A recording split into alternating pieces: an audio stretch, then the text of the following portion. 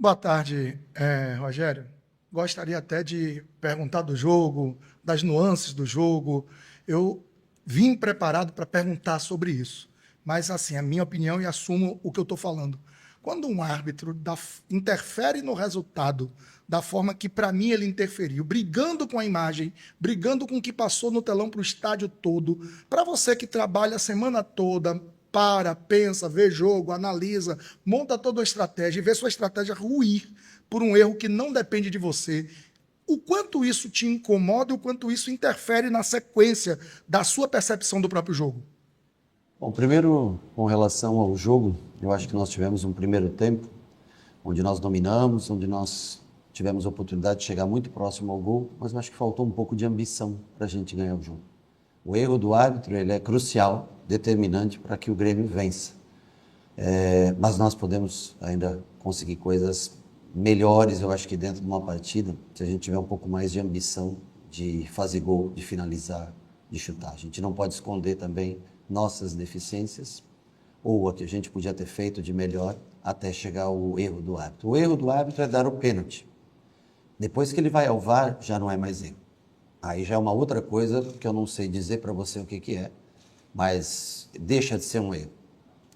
Quando ele vê a imagem e volta lá e dá o pênalti, me parece outra coisa. É o mesmo árbitro do Sport, né, contra o Palmeiras, é o mesmo árbitro da vitória do próprio Grêmio contra o Santos aqui.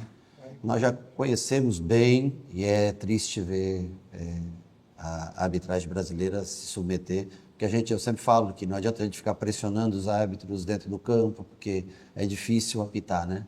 Mas no momento que para o jogo e você tem a oportunidade de corrigir aquele erro que você cometeu, e vai ao VAR, olha, volta e mantém, isso deixa de ser um erro. Aí já é uma coisa bem mais grave que provavelmente daqui a 1 ou 2 dias, também não sei, porque a CBF também já não sabemos mais nada, nem direito de quem está em eleição, quem é eleito, quem não é. Então assim também está uma bagunça grande, tanto que nós solicitamos uma mudança de jogo para o São Paulo, contra o São Paulo, pela parte fisiológica mesmo, pelo desgaste que o time está tendo, e não atenderam a gente porque deram prioridade à grade de programação do TV. Então não tem nem para onde você recorrer mais. Chegou num ponto que não tem mais para onde recorrer. E o erro de arbitragem existiu no momento que ele dá o pênalti. Mas o que foi depois disso não é mais erro. Aí já é uma outra palavra que nós vamos ter que ver o futebol brasileiro por onde está. Depois que ele vai ao VAR, deixa de ser um erro, passa a ser uma coisa um pouco mais grave. Rogério, você falou sobre ambição agora há pouco e primeiro tempo o Bahia foi muito bem, né? Teve muitas chances claras e perdeu muitos gols. Você acha que isso foi o fator preponderante para que hoje o time não conseguisse pelo menos sair aqui com um ponto, né? Diante das oportunidades que surgiram e aí logo após o gol do Grêmio conseguiu sair um pouco mais no segundo tempo também. Você acha que essa questão da definição do Bahia pesa bastante no dia de hoje? Acho que sim, acho que nós poderíamos ter vencido o Grêmio no primeiro tempo. Eu já falei na entrevista, antes de vir para cá para o jogo, de tudo que seria da arbitragem. Vocês estão lembrados no último jogo contra o Paysandu, de como seria. Mas nós temos que aprender a vencer também esse tipo de gente que vem apitar. Faz parte do jogo, o Grêmio fez pressão por erros ou não que existiram em jogos anteriores, por questionamento deles. Mas nós tínhamos que estar preparados para isso também. E nós tivemos muito bom controle de jogo, chegamos com muita bola pela linha de fundo, com cruzamentos na frente da área, rasteiro, bola para trás. E aí depois que você toma o gol de pênalti, aí acho que a gente se desesperou um pouco, começou a cruzar muita bola na área, deixou de ter tanta jogada construída, acho que o Grêmio daí também baixou as linhas, ficaram bem próximas lá embaixo, defendendo, dificultou um pouco mais, porque enquanto estava 0-0 o Grêmio precisava tentar fazer o gol. E aí deixou bastante espaço para se jogar entre linhas. No momento que eles fizeram o gol, baixaram suas linhas, o que dificultou a gente entrar por dentro. E aí nós começamos a cruzar muita bola e nós não temos nenhum 9 assim. No final ainda deixamos o David mais um pouco na área, mas nós não temos um 9 de cabeceio, de ponto forte de cabeceio. Então, eu acho que nós podíamos ter sido mais incisivos, mais precisos, para que no momento que o árbitro fosse fazer o que ele fez, dentro do campo de jogo, a gente já tivesse com uma vantagem no placar, tivesse numa melhor situação. Porque nós dificilmente encontraremos um time tão, achei, nervoso e com uma situação tão boa para vencer dentro do Campeonato Brasileiro como foi o Grêmio. Então nós temos que aprender a dar valor às oportunidades que aparecem. Se nós quisermos ser um time de G4, de G6, nós temos que saber enfrentar situações como a de hoje de maneira melhor. assim, triste, porque era um jogo com uma oportunidade real, diante da circunstância que o Grêmio está vivendo. Era um jogo com uma oportunidade real de sair com 3 pontos, de acabar em terceiro lugar, ao menos o início da rodada, e com certeza estar entre os 5 primeiros colocados. Jogamos fora essa oportunidade.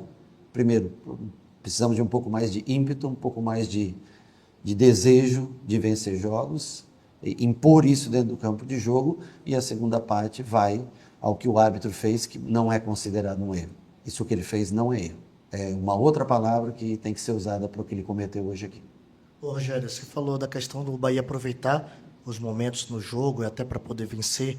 Como levar de lição o jogo de hoje, já que vai ser uma atmosfera, acredito, totalmente diferente na quarta-feira, com uma torcida internacional apoiando do início ao final, para o Bahia saber aproveitar esse momento? Olha, eu acho que quarta-feira é um jogo por si só mais difícil, como você falou, por momentos distintos que as equipes têm, porque provavelmente vai estar cheio o estádio. Não é um jogo de tabela de campeonato, é um jogo decisivo, é o último jogo.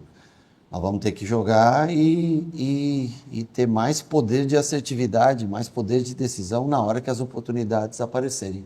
Acho que apareceram muitas para a gente, muitas situações, se não aquela última finalização, mas a bola para chegar do lado da área, bola para trás, bola cruzada de maneira melhor, escolher melhor a maneira de finalizar, porque não serão, acho que, tantas oportunidades como foi no dia de hoje. A atmosfera, como você falou, é completamente distinta, mas temos a oportunidade. Nós temos que jogar para vencer, como a gente sempre vem, como jogou hoje aqui, para vencer.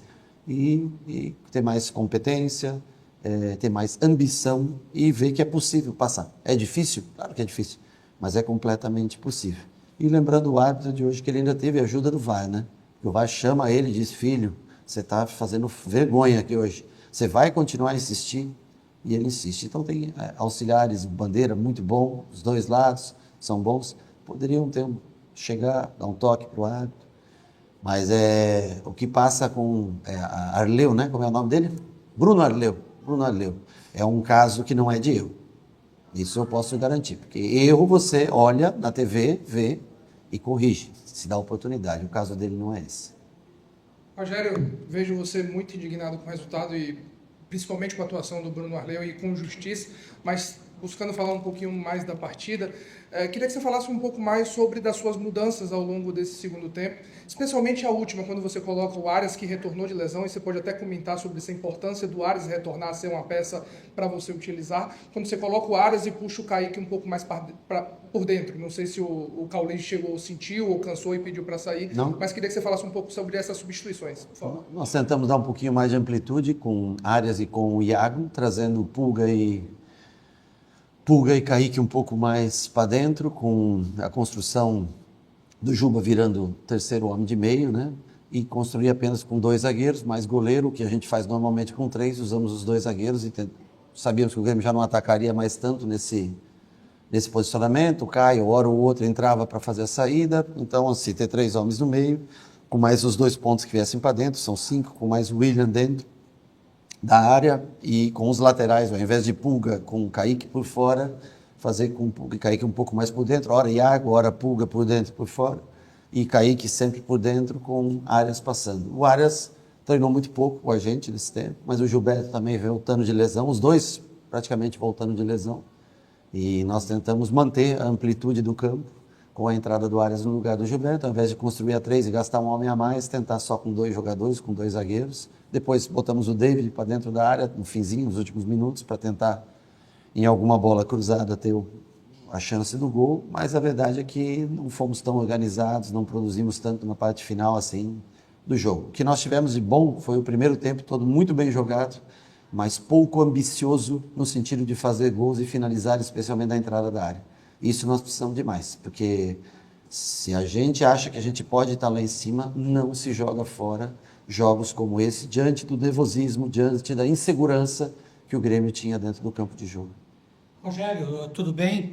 Rogério, palavras como ímpeto, desejo, ambição, elas fazem parte de um conjunto que está hoje muito protagonista no futebol, principalmente no coletivo, que são os perfis comportamentais. Tua equipe tem um conjunto muito forte no fator mental. Num jogo onde a transpiração venceu a inspiração, o que tu leva desse jogo como lição para quarta-feira? Eu acho que nós temos primeiro um grupo fantástico de trabalho no dia a dia. Caras que são, assim, como pessoas, são amigos, parceiros. Eu acho só que nós temos que se revoltar um pouco mais com decisões de arbitragem como essa dentro do campo. E nós temos que criar oportunidade e acreditar de fato que é possível vencer, porque estava provado. Na verdade, tudo que nós falamos depois da entrevista aconteceu hoje. O árbitro tentou de todas as maneiras. Depois que ele deu os acréscimos, ele foi lá, atendeu o goleiro no chão, voltou, trouxe a bola para trás. Ele gastou todo o tempo de acréscimo que ele deu conta. Porque a gente acha que o jogador faz cera, né? Que o goleiro faz cera, né? O goleiro está ali dentro do campo. Ele é de acordo com o que o árbitro deixa. Às vezes o árbitro faz cera. O árbitro arranja um jeito de manter o jogo naquilo. Isso é muito comum. Vocês podem não querer falar sobre isso, mas tem árbitro que ajeita o jogo da maneira, conduz o jogo da maneira como ele quer. E esse foi um caso. Ele deu 2 minutos a mais de acréscimos. Ele gastou os 2 minutos. Não, ele deu 9, mais 2 depois dos 9. E ele gastou aqueles 2 com a caída do Volpi, que eu acho que não acho legal, mas é legítimo, não tem. Então ele veio, gastou, foi na área, voltou, trouxe marcação para trás. Ele fez tudo, foi conivente. Ele conseguiu dar uma expulsão para um jogador antes do meio-campo. O cara não tinha condições, ele estava tão cansado que ele não ia nem conseguir chegar até o gol. Ele já tinha desistido quando o cara dá um puxãozinho na camisa, mas ele deu... O problema não é da expulsão, porque ele sabia que ele ia no VAR. Bom, diante do que ele fez no gol, também ele poderia ir lá e manter a expulsão, claro, também tem isso, né? Mas o cara do VAR ajudou muito ele hoje, eu nem sei quem era que estava no VAR, peço desculpas, mas ajudou bastante ele. Mas o tempo que ele gastou do VAR era o tempo que precisava para esfriar o jogo. Então, assim... a CBF se preocupa com os 8 segundos do goleiro em reposição, mas tiro de meta ninguém se preocupa com nada. E com o árbitro, deveria dar uma pesquisada no árbitro para ver como é a condução do árbitro de um jogo. Então, assim, mas para quem já fez o que fez nesse ano, já foi afastado do jeito que foi afastado nesse ano e volta, um afastamento a mais, um afastamento a menos, não sei se apitar da maneira correta é o que dá melhor resultado no Brasil.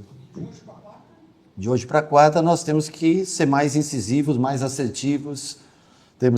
Podemos fazer uma mudança ou outra para o jogo de quarta-feira, porque se nós controlarmos da maneira como nós controlamos o jogo, que acho que é muito difícil, acho que é um jogo diferente, é uma atmosfera diferente, uma situação diferente que cada equipe se encontra, já vai ser fantástico, mas nós temos que ter um pouco mais de ímpeto, um pouco mais de assertividade na hora que apareçam as oportunidades, como apareceram no dia de hoje.